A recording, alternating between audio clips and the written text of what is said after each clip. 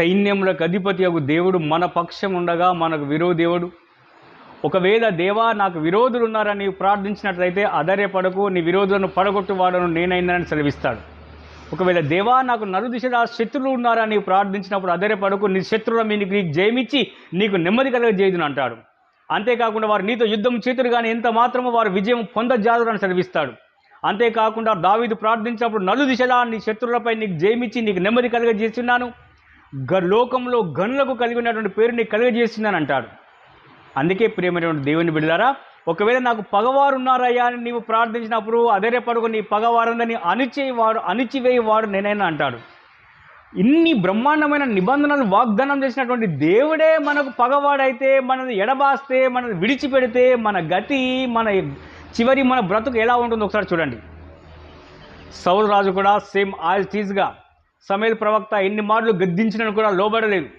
ఎన్ని మార్లు గద్దించినను లోబడని వాడు తిరుగు లేకుండా హఠాత్తుగా నాశనం మగునని పరిశుద్ధాత్మ దేవుడు సెలవిచ్చాడు. అందుకే సమూయేలు గారు ఉన్నంత కాలం ఎంత చెప్పినా కూడా వినలేదు. అప్పుడు సమూయేలు గారు చనిపోయిన తర్వాత కర్ణపిశాచ తంత్రములు గల మంత్రగత్తె దగ్గరికి వెళ్ళేసి చనిపోయినటువంటి సమూయేలు గారి ఆత్మను బయటకు తీసుకురమ్మని అతడు మంత్రోచ్చారణ చేపిస్తున్నాడు. అంత దిగజారిపోయినటువంటి దుర్భరమైనటువంటి దౌర్భాగ్య స్థితికి దిగజారినాడు. ఒకప్పుడు సమూయేలు గారి చేత అభిషేకించబడినటువంటి వాడై కొత్త మనస్సు అతని పైకి రాగానే ప్రవక్తలలో కూడా సౌలు ఉన్నాడా, కీషు కుమారుడైనటువంటి సౌలు ప్రవక్తలతో కూడా ఉన్నాడా, అతడు ప్రవచించున్నాడని సెలవించుకున్నాడు, చెప్పుకున్నాడు. అలాంటి వాడు ఎక్కడికి వెళ్ళాడు, ఎక్కడికి దిగజారిపోయాడు? కర్ణపిశాచ తంత్రముల స్త్రీ దగ్గరికి వెళ్ళేసి చనిపోయినటువంటి సమూయేలు గారి ఆత్మను బయటకు తీసుకురావాలి. నెమ్మది లేదు, సమాధానం, ప్రశాంతత లేదు. దేవుని ఆజ్ఞలన్నీ ధిక్కరించి దౌర్భాగ్యమైనటువంటి స్థితిలో నేను నిలిచి ఉంటేనే ఆయన నీ క్షేమకాలంలోనే నీతో చెప్తుంది కానీ నీవు నా మాట విన్నంటివి అన్నాడు. క్షేమకాలంలో ఎన్ని మార్లు గద్దించినను కూడా లోబడలేదు. చివరికి దౌర్భాగ్య పరిస్థితి వచ్చినప్పుడు కర్ణపిశాచ తంత్రముల స్త్రీ దగ్గరికి వెళ్ళి చనిపోయిన సమూయేలు ప్రవక్త ఆత్మను బయటకు తీసుకొచ్చినాక అప్పుడు సెలవిస్తూ ఉన్నాడు, ఏదా నా ప్రశాంతతను భంగం చేస్తేవి సౌలు, ఇదిగో చూడుము అన్నాడు. చూడండి, 1 సమూయేలు గ్రంథం 28వ అధ్యాయం 16వ వచనం లోపల, అందుకు సమూయేలు, యెహోవా నిన్ను ఎడబాసి నీకు పగవాడు కాక నన్ను అడుగుట వలన ప్రయోజనమేమి? చూడండి, యెహోవా నిన్ను ఎడబాసి నీకు పగవాడు కాగా నన్ను అడుగుట వలన నీకు ప్రయోజనమేమి? దేవుడు ఎన్ని మార్లు చెప్పినా విన్నావా? ఒక్క రోజున దేవునికి లోబడ్డావా? దేవునికి విధేయత చూపించావా? ఇప్పుడు ఎన్నిసార్లు గద్దించినా నీవు లోబడలే కాబట్టి ఇదిగో చివరికి నీ గతి ఈ విధంగా వచ్చింది. ఎలా వచ్చిందో చూడమంటే, యెహోవా నిన్ను ఎడబాసి పగవాడై నీ చేతిలో ఉన్న రాజ్యాన్ని పొరుగువాడైన దావీదు చేతికి అప్పగించున్నాడు. నన్ను అడుగుడం నీకు ప్రయోజనమేమి అన్నాడు. అందుకే ప్రేమైన దేవుని బిడ్డలారా, నీ పొరుగువాడు నీ యొద్ద నిర్భయంగా నివసించినప్పుడు ఎవరికి హాని చేయకూడదు. సౌలు దగ్గర దావీదు నిర్భయంగా యథార్థవంతుడు అయినప్పుడు సౌలు దావీదు తరిమాడు, చంపడానికి ప్రయత్నించాడు. ఆకాశమందున్న దేవుడు సమస్తం ఎరుగును, ఒకని కుయుక్తిని సర్వం ఎరుగును, ఒకని హృదయాంతరంగములు అంతరంగములు రహస్యాలు సమస్తము దేవుడు ఎరుగును.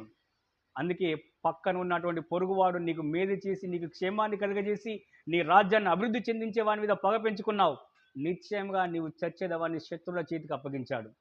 అదే గతి మీకైనను నాకైనను. అందుకే ప్రేమైన దేవుని బిడ్డలారా, దేవుడు ఎందుకు పగవాడు అవుతాడంటే ఇందుకే. ఇంకొకరు ఉన్నారు బైబిల్ లోపల, ఒకే ఒక మాట చూడండి. సంఖ్యాకాండం లోపల బిలాము అనేటువంటి ప్రవక్త బహుమానాలకు ఆశపడి, లంచాలకు ఆశపడి, డబ్బులకు ఆశపడి, కానుకలకు ఆశపడి దేవుడు దీవించినటువంటి ప్రజలను శపించడానికి బయలుదేరున్నాడు. అందుకే దేవుడు అన్నాడు, దేవుడు అన్నాడు, మీకు వివరణ ఇస్తాను. ఏమన్నాడు? సంఖ్యాకాండం 22వ అధ్యాయం 22వ వచనం 32వ వచనం 2 వచనాల్లో ఒకే రీతిగా ఉంటుంది. యెహోవా దూత అన్నది ఏమన్నది అనగా, నీ నడత నా ఎదుట విపరీతమైనది గనక నేను విరోధినై వచ్చి తిని అన్నాడు. నీ నడత నా ఎదుట విపరీతమైనటువంటి నడత దేవుని దగ్గర నడవకూడదు. దేవునికి అనుకూలమైన నడత నడవ. దేవుడు మనకు బాధ్యత ఇచ్చాడు, మనకు పవర్స్ ఇచ్చాడు, మనకు శక్తి ఇచ్చాడు, మనకు ఆత్మ ఇచ్చాడు, మనకు అభిషేకం ఇచ్చాడు. కానీ విపరీతమైనటువంటి నడక, దేవుణ్ణి ఆయాసపరిచే నడక నడవకూడదు. నడిస్తే అణిచివేస్తాడు. అంతేకాకుండా గాడిదతో బిలాముకి ఎలా బుద్ధి చెప్పించాడో దేవుడు బుద్ధి చెప్పిస్తాడు, బుద్ధి చెప్తాడు. చొక్కుతే పోతాం పాతాళానికి. అందుకే ప్రేమైనటువంటి దేవుని ఇష్టమైనటువంటి దైవజనులారా, జాగ్రత్తగా ముందడుగేయండి. దేవుని యొక్క మహోన్నతమైన కృప మనందరికీ తోడై నీడై రక్షించి నడిపించును గాక. Amen, amen, amen.